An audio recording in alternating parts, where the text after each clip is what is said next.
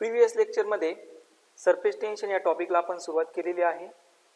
त्यामधील intermolecular force काय असतो, कोहेसिव्ह फोर्स काय असतो, ॲडेसिव्ह फोर्स काय असतो, रेंज ऑफ मॉलिक्युलर फोर्स कशाला म्हणायचं, सरफेस फिल्म कशाला म्हणायचं, त्यानंतर फ्री सरफेस ऑफ लिक्विड या सर्वांविषयी डिस्कस केलं आणि एक मॉलिक्युलर थिअरी जी सरफेस टेन्शनला कशा पद्धतीने एक्सप्लेन केली गेलेली आहेत हेही आपण घेतलेलं आहे.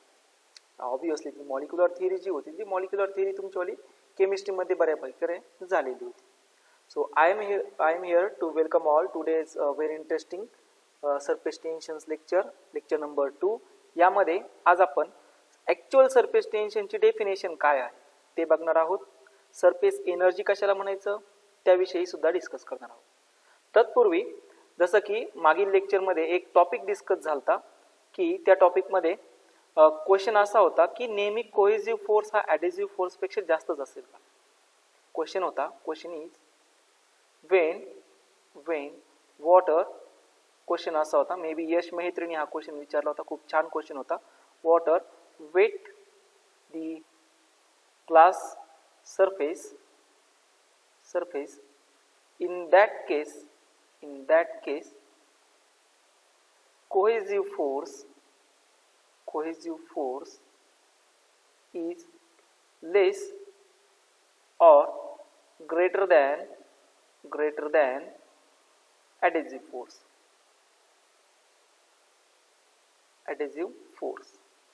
सो अशा टाईपचा हा क्वेश्चन होता. आता सगळ्यात सुरुवातीला काय होत असेल, फॉर एक्झाम्पल आपल्याकडे जर ही अशी ग्लास ट्यूब असेल, फॉर एक्झाम्पल ही एक ग्लास ट्यूब आहे बरोबर, आणि या ग्लास ट्यूब मध्ये लिक्विड भरलेलं आहे. लिक्विड सुरुवातीला मी घेतोय की या ग्लास ट्यूब मध्ये वॉटर आहे. ठीक आहे, ओके. ही ग्लास ट्यूब आहे, ही अशी ग्लास ट्यूब असेल आणि ह्या ग्लास ट्यूब मध्ये आता वॉटर फिल केलेलं आहे.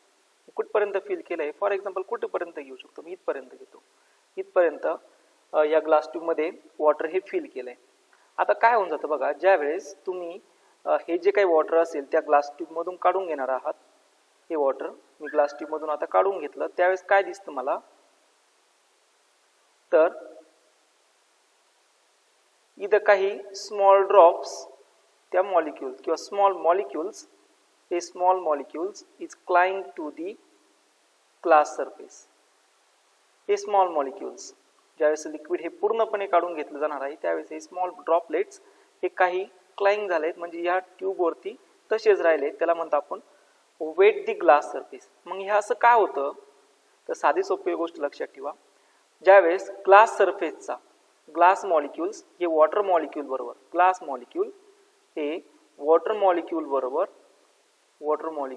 बाउंड होणार, that means there is having one force which is called as adhesive force. बरोबर आहे. आणि वॉटर आणि वॉटर मॉलिक्यूल्स मधला सेम मॉलिक्यूल मधला जो फोर्स असतो तो काय असतो, कोहेसिव्ह फोर्स असतो. पण एक लक्षात ठेवा, ज्यावेळेस वॉटर आणि वॉटर मॉलिक्यूल्स मध्ये हा जो कोहेसिव्ह फोर्स असतो, हा कोहेसिव्ह फोर्स ॲडेसिव्ह फोर्स पेक्षा कमी असणार आहे. कमी असेल तरच हे मॉलिक्यूल्स काय होणार, ब्रेक होणार.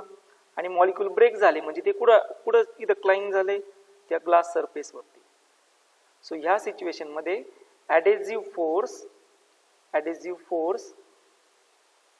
इज ग्रेटर दॅन काय असणार आहे, कोहेसिव्ह फोर्स असणार आहे.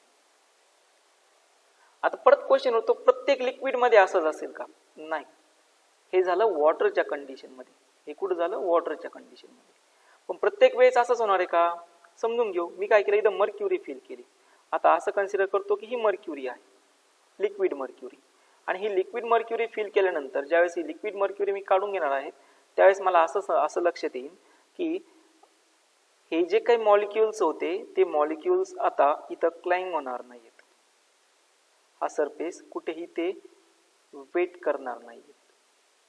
दॅट मीन्स मग आता ह्या कंडिशन मध्ये काय असणार आहे, या कंडिशन मध्ये मर्क्युरीमध्ये, लिक्विड मर्क्युरीमध्ये जो कोहेसिव्ह फोर्स होता, लिक्विड मर्क्युरीमध्ये असणारा जो काही कोहेसिव्ह फोर्स होता, तो कोहेसिव्ह फोर्स ॲडेसिव्ह फोर्स पेक्षा काय आला, स्ट्रॉंग आला.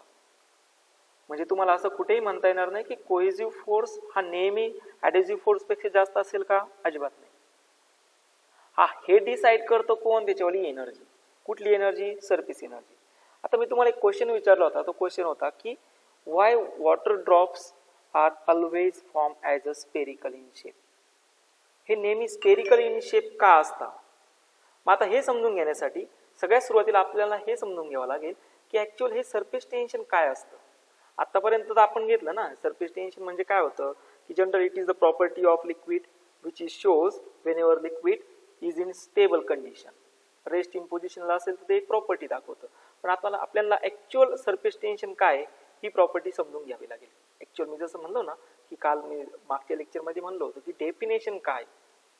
मग आता ही डेफिनेशन आपल्याला इथं समजून घेण्यासाठी आपण काय करूया की जी कालची जी डायग्राम होती त्या दिवशी जी काढलेली, त्या डायग्राम मध्ये आपण काय केलं तर काही मॉलिक्युल्स घेतलेले होते. समजा हे एक कंटेनर होतं, या कंटेनर मध्ये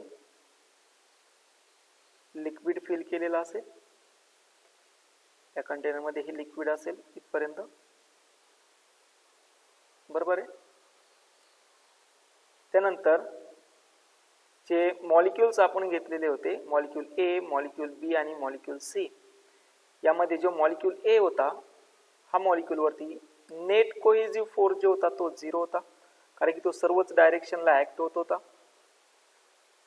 त्यानंतर आपण या ठिकाणी एक सरफेस फिल्म दाखवलेली होती. Here is a surface film. आणि मी तुम्हाला सांगितलंय ती जी काही सरफेस फिल्मची थिकनेस असते, ही thickness is equal to the range of molecule असते. सरफेस फिल्मची थिकनेस किती असते? Range of molecular force. याला म्हणलं होतं आपण X. This is X prime. नाव this is Y. Okay, and this is Y prime. हे घेतलंय आपण. आणि यामध्ये काही मॉलिक्युल्स दाखवलेत. This is molecule A, this is molecule B, and या ठिकाणी जो असेल तो असेल molecule C. Molecule A, molecule B, molecule C. याचा स्फेअर ऑफ इन्फ्लुएन्स तुम्हाला माहिती आहे, तो काय प्रत्येक वेळेस दाखवण्याची गरज नाही. आता कंडिशन काय होते माहिती आहे का की मॉलिक्यूल ए वरती जो कोहेसिव्ह फोर्स असतो, नेट कोहेसिव्ह फोर्स, हा तर 0 आहे.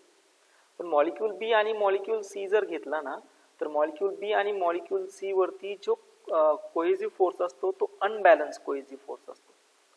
आणि या अनबॅलन्स कोहेसिव्ह फोर्समुळे इथे एक फोर्स जनरेट होतो, त्याला जनरल आपण सरफेस टेन्शन म्हणत असतो, बरोबर. पण आता हा सरफेस टेन्शन ऍक्च्युअल काय आहे? मग हे फाइंड करण्यासाठी आपण काय करूया, एक इमॅजिनरी लाईन, मी एक इमॅजिनरी लाईन ड्रॉ करतो सरफेस फिल्म वरती. मग बघा ही एक अशी सरफेस फिल्म असेल, ही सरफेस फिल्म, हा एवढा जो रिजन दिसतोय ना तुम्हाला, हा एवढा रिजन, हा एवढा रिजन. आणि ह्या सरफेस फिल्म वरती मी एक इमॅजिनरी लाईन ड्रॉ केली. ही एक इमॅजिनरी लाईन ड्रॉ केली. या इमॅजिनरी लाईनची जी लेंथ आहे ती एल एवढी लेंथ आहे. एल एवढ्या लेंथ असणारी इमॅजिनरी लाईन या ठिकाणी आपण ड्रॉ केली. आणि त्याला म्हणतो me this is P and this is Q. P Q it is a imaginary line which is drawn on the surface film. सोपं आहे. ओके. मग आता काय असेल तर ह्या पी क्यू लाईन वरती मॉलिक्युल्स असतील ना, हे छोटे मॉलिक्युल्स, हे एवढे सारे मॉलिक्युल्स असतील या सरफेस फिल्मला. This is the tangential surface film. ही एक अशी टँजेन्शियल इमॅजिनरी लाईन ड्रॉ केली सरफेस फिल्म वरती. आणि याच्या प्रत्येक लाईन वरती, प्रत्येक युनिट लेंथ वरती मॉलिक्युल्स असणार आहे. मग आता हे प्रत्येक मॉलिक्युल्स काय करणार रे? फोर्स एक्सपिरियन्स करणार. मी सांगितलं ना, पॉइंट ए जो आहे तिथं नेट कोहेसिव्ह फोर्स 0 आहे, पण पॉइंट बी जर आलं, मॉलिक्यूल बी जर आला, मॉलिक्यूल सी जर आला, तर इथं कोहेसिव्ह फोर्स प्रेझेंट आहे. मग त्याच पद्धतीने आता जी इमॅजिनरी लाईन ड्रॉ केली ती कुठे ड्रॉ केली? ही imaginary line on the surface film वरती. मग याच्यावरती मॉलिक्युल्स आले. हे सगळे सगळे मॉलिक्युल्स कुठला तरी फोर्स एक्सपिरियन्स करणार आहे त्याच्या इक्वल अँड अपोजिट डायरेक्शन. आणि हा जो फोर्स असेल ना, हा फोर्स कोणता असणार आहे? कोहेसिव्ह फोर्स असणार आहे. Cohesive force. हे सगळेचे सगळे मॉलिक्युल्स इक्वल अँड अपोजिट डायरेक्शनला, equal in amount and opposite in direction एक फोर्स एक्सपिरियन्स करणार. तो जो फोर्स असेल त्या फोर्सला आपण काय म्हणतो? दिस इज द कोहेसिव्ह फोर्स. त्या प्रत्येक मॉलिक्युलने एक्सपिरियन्स केलेला फोर्स, बरोबर आहे. ओके. मग आता तुम्हाला जर विचारलं एका युनिट लेंथ वरती, त्याची ऑब्विसली टोटल जी लेंथ असेल ती लेंथ किती असणार आहे? Capital L. मग आता तुम्हाला विचारलं जाईल एका युनिट लेंथ वरती फोर्स किती, आणि यालाच म्हणायचं असतं सरफेस टेन्शन. मग या ठिकाणी सरफेस टेन्शनची डेफिनेशन येऊन जाते force per unit length. Force per unit length ही झाली सरफेस टेन्शनचा फॉर्म्युला. मग आता ह्या सरफेस टेन्शनची डेफिनेशन काय असणार आहे? सो ऑब्विसली हा जो फोर्स होता, हा फोर्स एकदा चेक करा. हा फोर्स कसा आहे रे? टेंजेन्शियल. ही जी लाईन दिसते ना, ही लाईन पी क्यू, ह्या इमॅजिनरी लाईनला हा फोर्स कसा आहे? टेंजेन्शियल. इथं कुठेही बघा, हा जो फोर्स आहे ना, हा कोहेसिव्ह फोर्स, हा कसा आहे? टेंजेन्शियल आहे. त्याला मी परपेंडिक्युलर दाखवतो. टेंजेन्शियल म्हणजे परपेंडिक्युलर, बरोबर ना? हा फोर्स कसा आला? टेंजेन्शियल आला. कशाला टेंजेन्शियल आला? पी क्यू या इमॅजिनरी लाईनला. ती इमॅजिनरी लाईन काय दाखवते? तर ती इमॅजिनरी लाईन सांगते की सरफेस फिल्म वरती, फ्री सरफेस ऑफ लिक्विड वरती ऍक्च्युअल कुठलाही एक मॉलिक्यूल जर घेतला तर त्या मॉलिक्यूल वरती किंवा त्या पूर्ण फिल्म वरती सरफेस टेन्शन किती असेल. मग किती असणार ते surface tension? T is equal to force per unit length. Definition काय? आता ऍक्च्युअल डेफिनेशन असेल. डेफिनेशन ऑफ सरफेस टेन्शन काय असणार आहे? Tangential force, tangential force acting per unit length on both sides of an imaginary line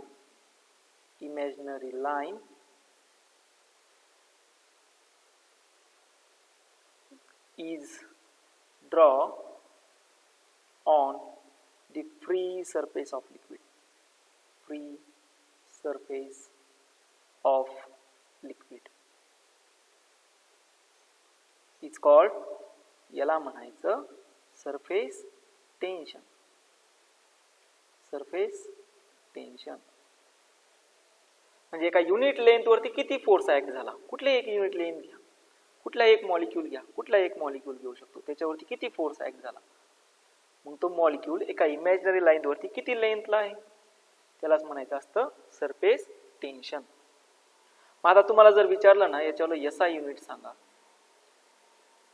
किती असेल रे याच्यावर SI unit? Newton पर metre. तुम्हाला विचारलं याचे डायमेन्शन सांगा. आता याचे डायमेन्शन्स तुम्हाला माहिती आहे. न्यूटन म्हणजे फोर्सचे डायमेन्शन टाकणार, मीटर म्हणजे लेंथचे डायमेन्शन टाकणार, आणि ते डायमेन्शन्स तुम्हाला भेटून जातात. डायमेन्शन असतील L0, M1 आणि T-2. these are the dimensions of surface tension. Hope so सगळ्यांना व्यवस्थित सरफेस टेन्शनचा डेफिनेशन काय ते समजलं असेल, सरफेस टेन्शनचा फॉर्म्युला काय तेही समजलं असेल. काय केलं? फक्त एका सरफेस फिल्म वरती एक इमॅजिनरी लाईन ड्रॉ केली. त्या इमॅजिनरी लाईन वरती प्रत्येक मॉलिक्यूल्स एक फोर्स एक्सपिरियन्स करता. तो फोर्स त्या इमॅजिनरी लाईनला काय असतो? टेंजेन्शियल फोर्स असतो. मग एका युनिट लेंथ साठी तो फोर्स किती असेल यालाच म्हणायचं सरफेस टेन्शन. क्लिअर झालं सर्वांना? नक्की. मग आता याचे काही इलुस्ट्रेशन आहे, ते इलुस्ट्रेशन आपण बघूया. सो हे जे काय आहेत हे काही इलुस्ट्रेशन आहे त्या सरफेस टेन्शन साठीचे. बघूया इथं काय केलंय. सो फर्स्ट इलुस्ट्रेशन मध्ये काय झालंय रे, एक नीडल आहे बघा, ही एक नीडल आहे आणि it float on the liquid surface. म्हणजेच काय असणार आहे, साधं सोपं आहे बघा. हा एक कंटेनर आहे, लिक्विड सरफेस आहे आणि ही नीडलचा फ्रंट व्ह्यू आहे. ओके, आणि हा फ्रंट व्ह्यू तुम्हाला दिसत जर असेल, व्यवस्थित दिसतंय. ओके, हा फ्रंट व्ह्यू दाखवलेला आहे आणि it will be float over the liquid surface. मग ऑब्विसली त्याचं जे सेंटर ऑफ मास या पॉइंटला असेल त्याचं वेट कुठं आलं? डाऊनवर्डला. त्यानंतर इथला प्रत्येक मॉलिक्युल्स त्यावरती काहीतरी टेन्शन प्रोव्हाइड करणार आहे, बरोबर ना? म्हणजे काय झालंय, समजा अशी सिच्युएशन असेल बघा, इथं मॉलिक्युल्स असतील, इथं सगळे मॉलिक्युल्स, हे मॉलिक्युल्स आहे, बरोबर. आता काय झालं, समजा एखादा इथला कुठला एक मॉलिक्यूल जर खाली गेला, नेक्स्ट सिच्युएशन, इथला कुठला एक मॉलिक्यूल जर खाली गेला, इथं आला, मग काय झालं, हे मॉलिक्युल्स याच्यावरती फोर्स अप्लाय करणार, हा मॉलिक्युल्स याच्यावरती फोर्स अप्लाय करणार. म्हणजे या मॉलिक्युल साठी टेन्शन कुठं आलं? Upward in direction. या मॉलिक्युल साठी टेन्शन कुठं आलं? Upward in direction. आता हे टेन्शन दोन पार्ट मध्ये रिझॉल्व करा. इकडं असेल थीटा अपवर्ड, इथं असेल थीटा आणि अपवर्ड परत. इथंही तेच झालंय बघा. म्हणजेच हे प्रत्येक मॉलिक्युल्स या नीडलला खाली जाऊन नाही देते, याच्यावरती फोर्स अप्लाय केलाय. काय, किती फोर्स अप्लाय केलाय? टेन्शन T एवढा फोर्स अप्लाय केला. पण झालं काय माहिती का, की निडल काय याच्यावरती फ्लोट होते, कारण हे टेन्शन खूप जास्त आहे. म्हणजे हे टेन्शन इतकं आहे का त्याच्यावाल्या वेट एवढं आहे. This force, tension force is equal to काय आहे, त्याच्या वेट एवढा. आणि टेन्शन दोन कॉम्पोनंट मध्ये रिझॉल्व्ह केला. अँगल थिटा म्हणजे थिटा बिलॉंग्स कॉम्पोनंट किती आला, टी कॉस थिटा, आणि अपोजिट किती आला, T sine theta. Belongs component T cos theta आणि अपोजिट किती आला, T sine theta. T cos theta आणि इथला टी कॉस थिटा काय झाला, कॅन्सल झाला. मग इक्वेशन ऑफ मोशन जर घेतलं तर इक्वेशन ऑफ मोशन नुसार फ्री बॉडी डायग्राम काय येऊन जाणार आहे, वेट आलं डाऊनवर्डला आणि अपवर्डला किती फोर्स आलाय, टी साइन थिटा, आणि इथं प्रेझेंट असणारा टी साइन थिटा. आणि याचा जर इक्वेशन ऑफ मोशन जर घेतलं तर हा कुठे इक्विलिब्रियम इन सिच्युएशनला आहे, म्हणजे टोटल इज इक्वल टू किती असेल, झिरो. मोशन किती आहे, झिरो. म्हणजे त्याच्याला येऊन जातो F1 minus F2 is equal to zero, म्हणजे F1 इज इक्वल टू किती असेल, F2. मग आता F1 म्हणजे कोणता फोर्स आहे, तो अपवर्ड, तो किती आहे, 2T फोर्स. आताच घेतला ना सरफेस टेन्शनचा formula, T is equal to force per unit length. T म्हणजे काय आहे, याच्यावर सरफेस टेन्शन, बरोबर. मग आता तेच काय येऊन जाणार आहे, फोर्स जर फाइंड करायचा असेल तर F इज इक्वल टू काय असणार आहे, T मल्टिप्लाय बाय L. मग आता इथं T किती आहे, T साइन थिटा आहे. T sine theta multiply by L is equal to force 2 जो डाऊनवर्डला आहे तो किती आहे, mg एवढा. मग याच्यावरून तुम्हाला टेन्शन भेटेल mg divided by 2L multiply by sine theta एवढं टेन्शन असेल. सोपं होता. एवढं टेन्शन असेल, एवढ्या टेन्शनमुळे ती जी एवढ्या टेन्शन त्या मॉलिक्युल्स मध्ये असणार आहे, सरफेस फिल्म वरती असणार आहे. This is surface film, free surface of liquid.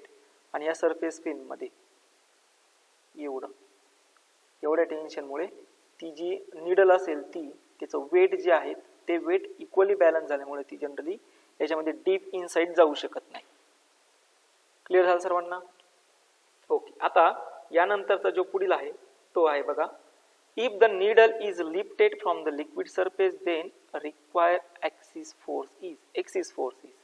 किती मॅक्झिमम फोर्स तुम्हाला जर ही नीडल जी असेल ती लिफ्ट करायची असेल तर ऑब्विसली बघा हा फोर्स तुम्हाला असणार आहे तो एक्सिस फोर्स असेल. आणि हा एक्सिस फोर्स हे टेन्शन असणार आहे डाऊनवर्डला. ते टेन्शन किती आहे, टी प्लस टी किती आलं, 2T मल्टिप्लाय बाय काय असेल, लेंथ असेल. एवढा एक्सिस फोर्स तुम्हाला लागणार आहे. मग मिनिमम किती फोर्सची रिक्वायरमेंट आहे, सो मिनिमम फोर्स त्याचा वेट एवढा plus 2T multiply by L. एवढा फोर्स जर घेतला तर तुम्ही ती निडल जी आहे ती इझिली काय करू शकता, वरती आणू शकता. थर्ड पॉइंट आहे require excess force for a circular thick ring that is generally hollow disc म्हणलंय, having internal and external radius. बघा याची इंटरनल रेडियस दिलेली आहे R1 आणि एक्सटर्नल रेडियस दिलेली आहे R2. दिसतंय सर्वांना? आणि तुम्हाला विचारलं की याला एक लिक्विड मध्ये डीप केलं, त्यामधून जर बाहेर काढायचा असेल त्या या थिक सर्क्युलर रिंगला जर बाहेर काढायचा असेल तर किती फोर्सची रिक्वायरमेंट लागेल, फोर्स किती लागेल. सो त्याला जनरल एक्सिस फोर्स असणार आहे F1 प्लस F2, बरोबर आहे. मग F1 किती असणार आहे, T multiply by L length, आणि लेंथ किती आहे 2πr1 एवढी लेंथ. याच्यावरती पूर्ण लेंथ, ती पूर्ण लेंथ किती, त्याच्या सर्कम्फरन्स एवढी. Similarly F2 is equal to किती असेल, T मल्टिप्लाय बाय 2πr2 एवढा. आणि दोघांची काय करणार, नंतर ऍडिशन करणार. दोघांची ऍडिशन केली तर 2πt कॉमन निघेल, R1 प्लस R2 एवढ्या एक्सिस फोर्सची रिक्वायरमेंट लागेल. So axis force 2πt multiply by R1 plus R2 एवढा फोर्स आपल्याला लागणार आहे. आता पुढे विचारलंय की ही झालं थिक सर्क्युलर रिंग होती, एक सर्क्युलर रिंग असेल ज्याची रेडियस R1 आणि R2 दोन्ही काय आहे, सेम आहे. दोन्ही सेम असेल तर सिंपल आहे बघा. आता जे इक्वेशन आलं ना 2πt R1 प्लस R2, दोन्ही रेडियस सेम आल्या म्हणजेच 2πt 2r असेल म्हणजेच किती आलं 4πr मल्टिप्लाय बाय t एवढा एक्सिस फोर्स लागेल. हे तुम्ही पटकन नोट डाऊन करून घेतलं ना, सोपं आहे. आणि पुढे जर सर्क्युलर डिस्क घेतली, आता ही सर्क्युलर डिस्क असेल तर याला एकच रेडियस असणार आहे, किती r रेडियस एवढी, म्हणजे R1 किती आला 0. सो आपला एक्सिस फोर्स किती आहे 2πr मल्टिप्लाय बाय t एवढा एक्सिस फोर्स लागेल. सो असे हे जे सरफेस टेन्शन होतं, या सरफेस टेन्शन वरती हे काही इलुस्ट्रेशन होते. इलुस्ट्रेशन वापरून जनरल तुम्ही सॉल्व्ह करू शकता. बघा हे जे इक्वेशन आहे ना त्याच्या वेट एवढा सरफेस टेन्शन त्याच्यावरती ऍक्ट झालं, दोन्ही इक्वली आलेत, त्यामुळे general mosquito is sitting on a liquid surface, हे एक त्याचं रिझन असतं. बरोबर आहे. हे झालं मॅथमॅटिकली प्रूफ घेतलं. आता पुढचा क्वेश्चन आला खूप महत्वाचा, तो म्हणजे लिक्विडला स्पेरिकल शेपच का फॉर्म होतो. कुठलाही लिक्विड घेतो ना आपण, तर त्या लिक्विडला कुठलाही ड्रॉप जर घेतला तर त्या ड्रॉपला स्पेरिकल शेपच का फॉर्म होतो. आता ते बघूया पहिल्यांदा असं कशामुळे होतं. त्यासाठी परत मी जी मॉलिक्युलर थिअरी होती त्या मॉलिक्युलर थिअरी पाशी येतो. त्या मॉलिक्युलर थिअरीमध्ये काय घेतलं रे आपण, की ह्या मॉलिक्युलर थिअरीमध्ये हे जे काही मॉलिक्युल्स होते ना, मॉलिक्यूल ए, मॉलिक्यूल बी आणि मॉलिक्यूल सी, हे सगळे काही मॉलिक्युल्स आपण बघितले. आणि ह्या सगळ्या मॉलिक्युल्समध्ये एक फॅक्टर जो होता तो तिघांना वेगळा करत होता, आणि तो म्हणजे तिथला प्रेझेंट असणारा कोहेसिव्ह फोर्स. बरोबर ना. मॉलिक्यूल ए घेतला, मॉलिक्यूल इथं बी घेतला आणि मॉलिक्यूल हा सी घेतला.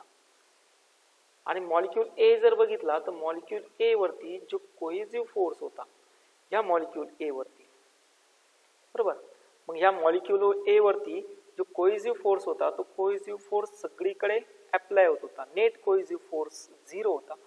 बट मॉलिक्यूल ए वरती एक सिंगल कोहेसिव्ह फोर्स ऍक्ट झाला, तो मॉलिक्यूल बी पेक्षा काय, म्हणजे साधं सोपं लक्षात ठेवा, हा मॉलिक्यूल ए, हा मॉलिक्यूल बी, कशावरती कोहेसिव्ह फोर्स मॅक्झिमम असेल समजून घ्या.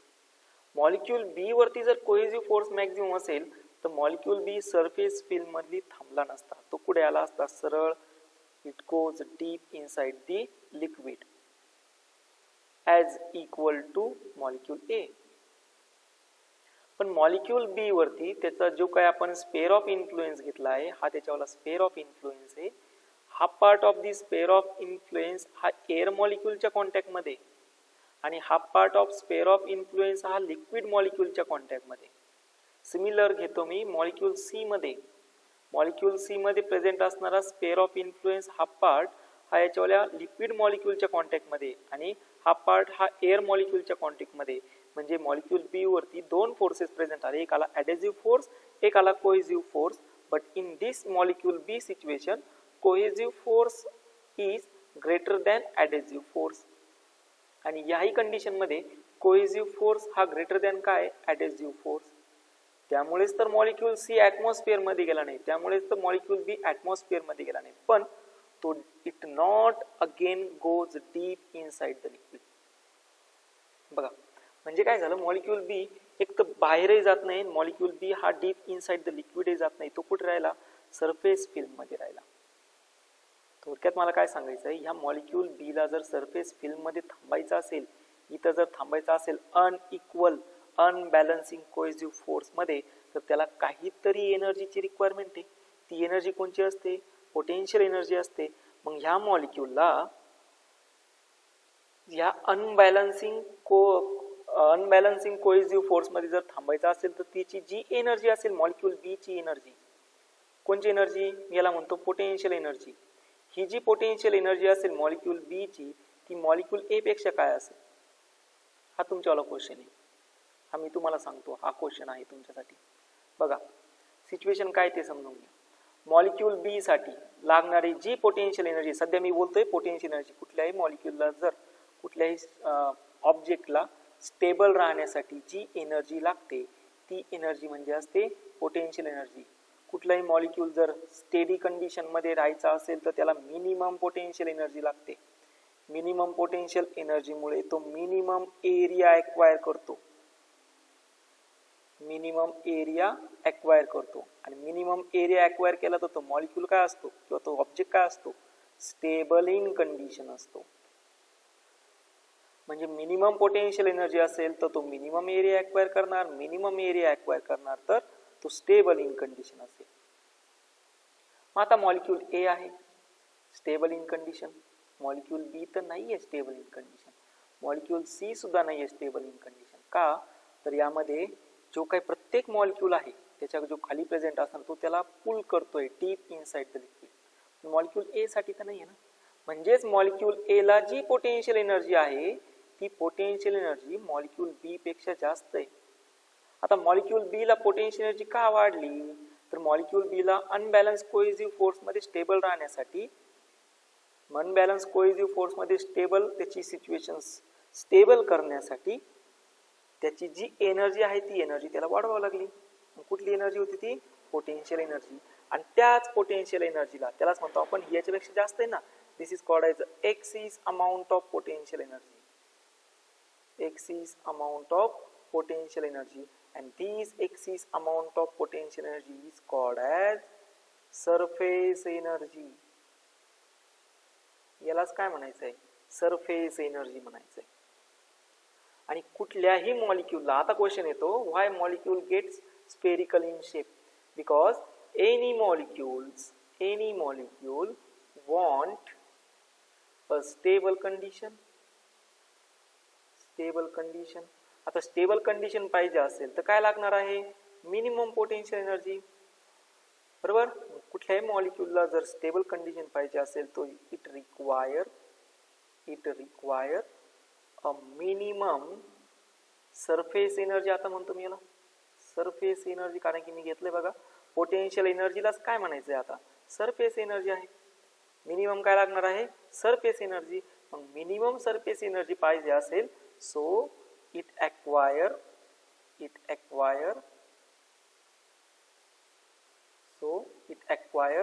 a minimum surface area.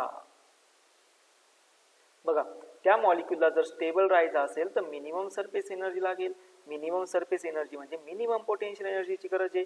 आणि मिनिमम पोटेन्शियल एनर्जी जर त्याला भेटली, मिनिमम पोटेन्शियल एनर्जी जर पाहिजे असेल तर त्याची रिक्वायरमेंट कशाची आहे? मिनिमम सरफेस एरियाची. म्हणजे तो काय करणार? मिनिमम सरफेस एरिया एक्वायर करणार. मग आता मला सांगा, मी इथं स्पेरिकल शेप घेतो. हा एक स्पेरिकल शेप आहे, हा एक ट्रायंग्युलर शेप आहे आणि हा एक रेक्टँग्युलर शेप आहे. याचा मिनिमम सरफेस एरिया कशाचा? मिनिमम सरफेस एरिया कशाचा असेल? मग भेटलं तुम्हाला तुमचा आन्सर. कशाचा असणार आहे? Spherical shape. So minimum surface area कशाचा असणार आहे? स्पेरिकल शेपचा. मग मिनिमम सरफेस एरिया जर स्पेरिकल शेपचा असेल, मग रेनड्रॉप मर्क्युरी ही always try to attain minimum surface energy. Minimum surface energy, that means is acquire a stable condition, that means is requirement of minimum surface area. So that's why spherical drop. कुठलाही drop जर liquid drop जर घेतला तो spherical in shape असेल. तुम्ही liquid mercury घ्या, ती जर टेबलवर टाकली, लिक्विड मर्क्युरीचा ड्रॉप तुम्ही टेबलवर टाका, तो सुद्धा एक स्पेरिकल शेपच एक्वायर करून घेणार आहे.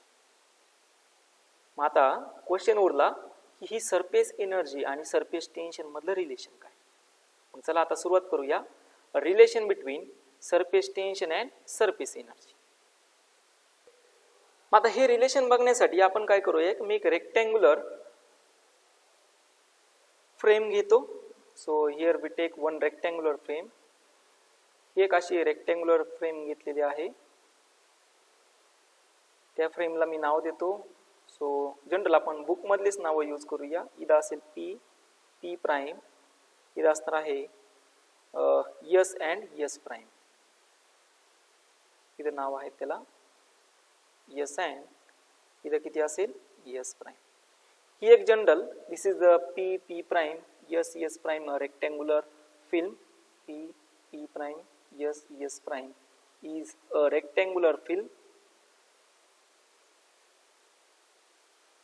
आता केलं काय, या रेक्टँग्युलर फिल्म मध्ये एक मूवेबल आर्म आहे.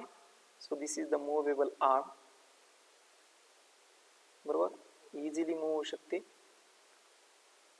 आणि याला मी नाव देतो, this is the Q and this is R. So Q R is a movable arm. आता पुढे काय केलं, ही जी रेक्टँग्युलर फिल्म होती ना, ही रेक्टँग्युलर फिल्म आपण एका सोप सोल्युशन मध्ये डीप केली आणि सोप सोल्युशन मधून बाहेर काढली. सोप सोल्युशन आहे बरोबर, सोप सोल्युशन मध्ये टाकलं आणि बाहेर काढलं. मग आता सोप सोल्युशन मधून टाकलं बाहेर काढल्यानंतर काय होणार, तर ती जी काही फिल्म होती सोप सोल्युशनची, ती फिल्म याच्यावरची अशी प्रिंट होणार. ही फिल्म सोप सोल्युशनची कुठपर्यंत प्रिंट होणार, जिथपर्यंत जी मूवेबल आर्म होती तो पूर्ण रिजन याशी कव्हर करून घेणार. बघा, हे रेक्टँग्युलर फिल्म आहे.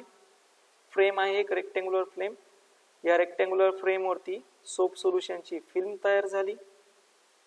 त्यानंतर ही फिल्म ऑब्विसली याला दोन साईड असणार आहे, दोन्ही साईडला ही प्रिंट झालेली असेल. सरफेस टेन्शन मध्ये या गोष्टीकडे तुम्ही व्यवस्थित लक्ष द्यायचं. ज्यावेळेस मी रेक्टँग्युलर फिल्म सोप सोल्युशन मध्ये डीप केली त्यावेळेस याचे दोन्ही जे काही सरफेसेस होते ते दोन्ही सरफेसेस या सोप सोल्युशनने ॲक्वायर केलेले. त्यानंतर क्यू आणि आर याची जी लेंथ होती ती लेंथ आहे एल एवढी. लेंथ किती आहे? कॅपिटल एल एवढी. मग आता झालं काय, ज्या वेळेस हे सोप फिल्म यावरती फॉर्म झाली, ही सोप फिल्म फॉर्म होत असताना ती मिनिमम एरिया ॲक्वायर करणार.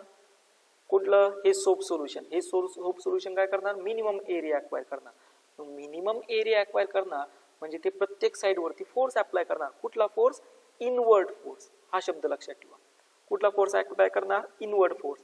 मग इनवर्ड फोर्स तो पी क्यू वरती ऍक्ट करणार, इनवर्ड फोर्स तो पी एस वरती ऍक्ट करणार, इनवर्ड फोर्स तो एस आर वरती सुद्धा ऍक्ट करणार. त्या इनवर्ड फोर्सला म्हणतो मी एफ. मॉलिक्युल्स कोहेसिव्ह फोर्स असेल तो कोहेसिव्ह फोर्स त्याला काय करणार? ओढणार आहे, मध्ये ओढणार आहे. का? त्याला काय पाहिजे? मिनिमम एरिया पाहिजे. मिनिमम एरिया असेल तर मिनिमम पोटेन्शियल एनर्जी असेल. मिनिमम पोटेन्शियल एनर्जी असेल तो स्टेबल इन कंडिशन असेल. मग प्रत्येक मॉलिक्यूल काय करणार आहे? स्टेबल कंडिशनला जाण्याचा प्रयत्न करेल ना. त्यामुळेच तो काय करणार? प्रत्येक साईडवरती फोर्स अप्लाय करेल. पण जर मी पी क्यू, पी एस आणि एस आर या साईड जर बघितल्या त्या रेक्टँग्युलर फ्रेमच्या तर त्या साईड या फिक्स आहे. बट क्यू आणि आर ही जी साईड आहे ना, ही साईड काय? मूवेबल आहे. म्हणजे आता क्यू आर ही साईड कुठे आली? Inward towards the side P S. So इथं म्हणतो मी बघा, when soap film is on the rectangular frame,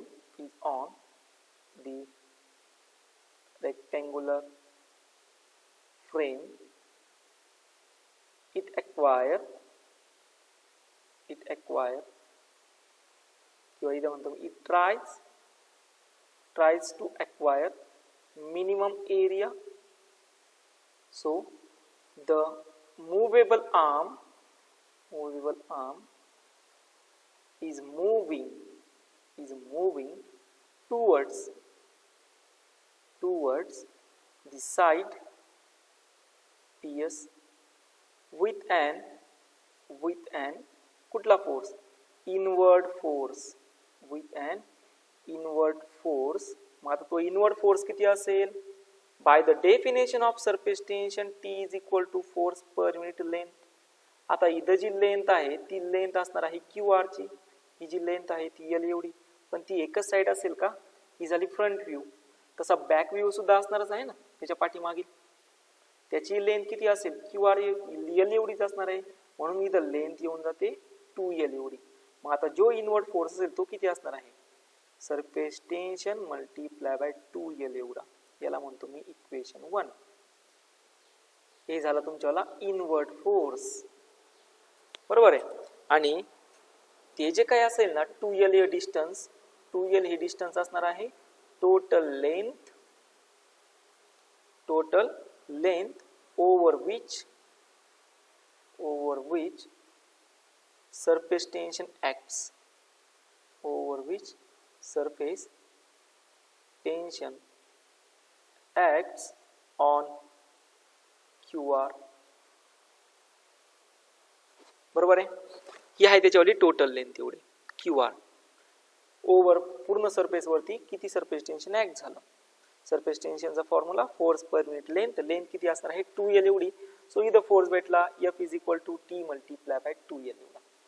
आता आपण काय केलं की एक्सटर्नल फोर्स अप्लाय केला. आणि एक्सटर्नल फोर्स किती एक्सटर्नल फोर्स अप्लाय करायचा आहे बघा. मला काय करायचं आहे याच्यावाला एरिया जो आहे ना तो एरिया आता वाढवायचा. म्हणजे या सोप सोल्युशनने ॲक्वायर केलेला एरिया आता मला वाढवावा लागेल. मग एरिया वाढवण्यासाठी मी काय केला? फोर्स अप्लाय केला.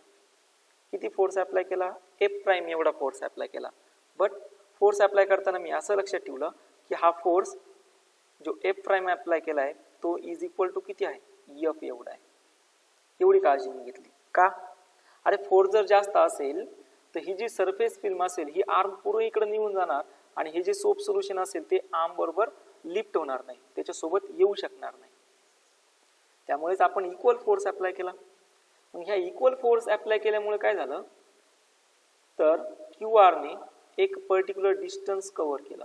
म्हणजे असं म्हणा थोडक्यात हवं तर dx एवढ्या डिस्टन्स पुरतं, dx एवढ्या डिस्टन्स साठी f प्राइम एवढा फोर्स अप्लाय केला आणि तो f प्राइम एवढा force is equal to inward force एवढा होता. त्यामुळे याचा जो एक्वायर एरिया होता तो एरिया वाढला. आता एरिया वाढला म्हणजे पोटेन्शियल एनर्जी वाढली, पोटेन्शियल एनर्जी वाढली म्हणजेच त्या सरफेसची सरफेस एनर्जी वाढली. बघा आता मी काय केलं, एक्सटर्नल फोर्स अप्लाय केला. एक्सटर्नल फोर्समुळे त्याचा जो एक्वायर रिजन होता तो वाढवला, म्हणजे त्याचा एरिया होता तो इन्क्रीज केला. आता मुव्हेबल आर्म क्यू प्राइम इथं आली आर प्राइम, किती डिस्टन्स पर्यंत याला आपण जनरल एक्सटेंड केलेला आहे, सो dx एवढ्या डिस्टन्स पर्यंत. इथं घेतो मी टू इन्क्रीज, बघा एकदम साधं सोपं आहे, to increase the area of soap solution by applying external force F prime which is equal in amount of F. then आता इथं काहीतरी काम केलं, then work done is equal to force multiply by किती असणार आहे, displacement. फोर्स कोणचा होता, F prime, but what is F prime, so dw is equal to किती असणार आहे, F multiply by dx by equation 1. चला इक्वेशन 1 घ्या, किती आहे, सो इथे येऊन जातं बघा, dw is equal to t multiply by 2l multiply by किती असेल, dx. आता इकडे लक्ष द्या, 2l मल्टिप्लाय बाय dx हे काय, एरिया आहे. कोणचा एरिया आहे, इन्क्रीजिंग एरिया आहे, increasing area of the region बरोबर. मग आता जे वर्क डन असेल ते वर्क डन किती होऊन जाणार, this work done is equal to किती असणार आहे, टी मल्टिप्लाय बाय किती आलं, dA. मग आता हे जे काही उद्योग आपण केले ना, हे जे उद्योग कोणते उद्योग केले आपण, तर ही जी वायर होती किंवा ही जी मुव्हेबल आर्म होती ही आपण स्ट्रेच केली. हे स्ट्रेच करण्यासाठी जेवढं काही काम करावं लागलं ना, ते सगळंची सगळं काम, ते सगळंची सगळं वर्क स्टोअर झालं कुठल्या एरियामध्ये, हे एवढ्या एरियामध्ये. हे सगळंची सगळं वर्क या एवढ्या इन्क्रीजिंग एरियामध्ये स्टोअर झालं. आणि कशाच्या फॉर्म मध्ये स्टोअर झालं, सरफेस एनर्जीच्या फॉर्म. जनरल ते होतं पोटेन्शियल एनर्जीच्या फॉर्म मध्ये, आणि त्याच पोटेन्शियल एनर्जीला म्हणायचं आहे सरफेस एनर्जी. सो थोडक्यात आपण जे आता काही केलं ना ते सगळं आता मी वर्ड मध्ये लिहितो, जे आपण बोललो ते. सो काय केलं तर आपण वर्क अप्लाय केलं, वायर स्ट्रेच केली. So work done in stretching the film असं घेतो बघा मी, work done in stretching the film, stretching the film is store in area dA in the form of potential energy, and this potential energy यालाच काय म्हणायचं, is called surface energy. माझा आपला जो पॉइंट आहे तो काय आहे, रिलेशन बिटवीन सरफेस टेन्शन आणि सरफेस एनर्जी. मग सरफेस एनर्जी किती आली, सो इथं बघा surface energy is equal to T multiply by किती आलं, dA. हा एक फॉर्म्युला तयार झाला. मग यावरून आपल्याला सरफेस टेन्शनचं अजून एक रिलेशन भेटलं. So surface tension is equal to surface energy per unit area भेटलं. So the relation between surface tension and surface energy, surface tension per unit area. So simple तुम्ही म्हणणार surface tension is also equal to surface energy per unit area. आता एकदा overlook करू आपण काय काय केलं बघा. जेवढं काय केलं ना त्यामध्ये सगळ्यात सुरुवातीला आपण घेतलं सरफेस टेन्शनचा formula, force per unit length, SI unit वगैरे सगळं माहीत केलं. त्याच्यानंतर काही इक्वेशन्स घेतले म्हणजे इल्युस्ट्रेशन घेतले. त्यानंतर सरफेस एनर्जीचा फॉर्म्युला घेतला आणि ह्या सरफेस एनर्जीमध्ये काय केलं मी परत एकदा सांगतो. हे बघा, एक रेक्टँग्युलर फ्रेम घेतली, PS आणि S प्राईम ही रेक्टँग्युलर फ्रेम होती. या रेक्टँग्युलर फ्रेममध्ये एक मूवेबल आर्म फिक्स केली आहे. आता पुढे काय केलं तर ही रेक्टँग्युलर फ्रेम एका सोप सोल्युशनमध्ये डीप केली आणि सोप सोल्युशनमध्ये डीप करून बाहेर काढल्यानंतर जी काही सोप सोल्युशनची फिल्म होती ती दोन्ही साईडला फिल झाली आणि तिथे एक कंडिशन होते की हे जे सोप सोल्युशन इथं फिल केलं ना या मूवेबल आर्मपर्यंत हे मिनिमम एरिया ॲक्वायर करायचं काम करतं आणि हे मिनिमम एरिया ॲक्वायर करण्यासाठी ते त्याच्या चारी साईडवरती फोर्स अप्लाय करतं. कुठला फोर्स? Inward force. पण हे तीन साईड PQ, PS आणि SR या मूवेबल नाहीये, बट QR ही मूवेबल आहे, त्यामुळे ती काय होऊन जाते स्लाइड होऊन जाते टुवर्ड दी साईड PS. मग तो जो इनवर्ड फोर्स तिथे ऍक्ट झाला तो इनवर्ड फोर्स किती होता T मल्टिप्लाय बाय 2L एवढा. आम्ही परत एकदा सांगतो 2L हे काय होतं रे 2L. So 2L is obviously what 2 त्याची दोन्ही जी लेंथ होती ना QR ची फ्रंट साईडला आणि बॅक साईडला, फ्रंट साईडला L लेंथ L एवढी आणि बॅक साईडला सुद्धा सोप सोल्युशन असेल त्याची लेंथ किती असेल L एवढी, म्हणजे याची लेंथ किती आली T मल्टिप्लाय बाय 2L एवढी.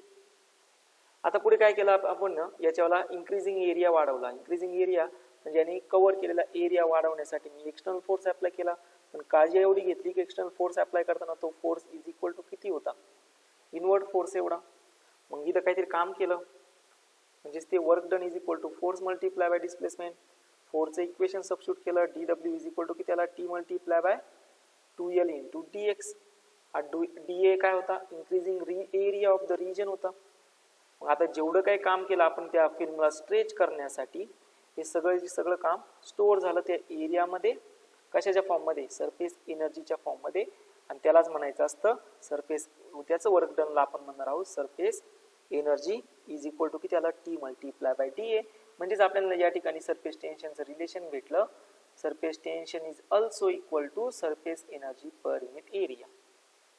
आता तुम्हाला हे जो फॉर्म्युला आहे हा फॉर्म्युला कॉम्पिटिटिव्ह साठी यूज करायचा, हाही फॉर्म्युला तुम्ही कॉम्पिटिटिव्ह साठी यूज करणार आणि हे जे रिलेशन आहे हे तुम्हाला बोर्ड साठी नोट डाऊन करायचं आहे. बुक्स मध्ये जर गेला तर नवीन बुक्स मध्ये याचं रिलेशन हे दिलेलं आहे. ओके, आता यावरती आपण एक दोन प्रॉब्लेम घेऊया. सो हा एक प्रॉब्लेम आहे बघा. या प्रॉब्लेम मध्ये काय सांगितलं, the length of needle floating on a water is 2.5 centimetre. Calculate the added force required to pull the needle out of the water. बघा असा प्रॉब्लेम आहे, तुम्हाला किती फोर्स लागणार आहे त्या ती जी काही नीडल होती त्याला बाहेर काढण्यासाठी. सो जनरल यासाठी तर मी इल्युस्ट्रेशन मध्ये घेतला आहे बघा. फोर्स इज इक्वल टू असतो F is equal to T multiply by 2L एवढा, बरोबर. मग आता या ठिकाणी जनरली जे आहे दोन फ्री सरफेस आहे त्यामुळं तिला आपण घेणार आहोत लेंथ किती असेल 2L एवढी, आणि विचारलं काय फोर्स किती असेल तर सिंपल तुम्ही सरफेस टेन्शनची व्हॅल्यू टाकून द्या. वॉटरचं सरफेस टेन्शन एवढं आहे, लेंथ किती आहे 2.5 सेंटीमीटर आणि ते तुम्हाला आन्सर भेटेल. आता तुमच्यासाठीचं होमवर्क आहे, जी लेंथ ऑफ द नीडल आहे ती घेतो मी 3.5 सेंटीमीटर, बरोबर. आणि आता तुम्हाला विचारलं ॲडेड फोर्स फाइंड करा. हा तुमच्यासाठीचा होमवर्क. होप सो सगळ्यांना हे लेक्चर आजचं व्यवस्थित समजलं असेल, आणि जर लेक्चर आवडला असेल, हा अजून एक महत्त्वाचा पॉईंट, जर तुम्हाला या टॉपिक मध्ये अजून काही डिस्कशन करायचं असेल तर तुम्ही चालू याच्यामध्ये सुद्धा आपल्या प्रीमियर लेक्चर मध्ये सुद्धा हे व्यवस्थित डिस्कस करू शकता. मॅक्झिमम डिस्कस करा जेणेकरून आपल्याला समजेल की हा टॉपिक तुम्हाला समजतो की नाही. ओके, लेक्चर व्यवस्थित समजला असेल तर लाईक आणि शेअर करायला विसरू नका. थँक्स.